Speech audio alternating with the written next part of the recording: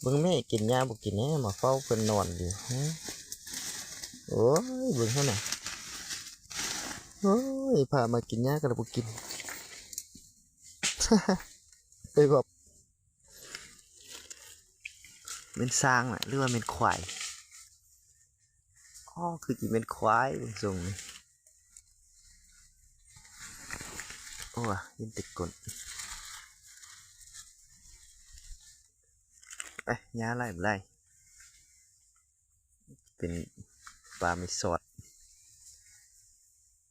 บ่ปั่นได้นะลูกกินแต่นอ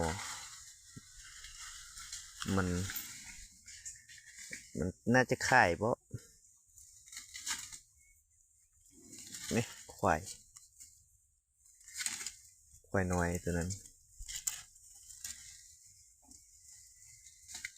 กินได้หรอกันลูกได้น่าจะบ่ปันได้ถ้ามีปลาเขือเข้าเนี่ย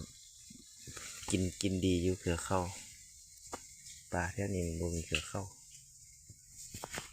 ว้ายเหนียวอวยโอ้เอาลมหนาวพัดมาบ่อยๆแล้วลืมเสื้อเหยาวเสื้อแขนสั้นหน่อยมึงบ่ได้เอาเสื้อเหยาวมาบ่อยๆแล้วลมหนาว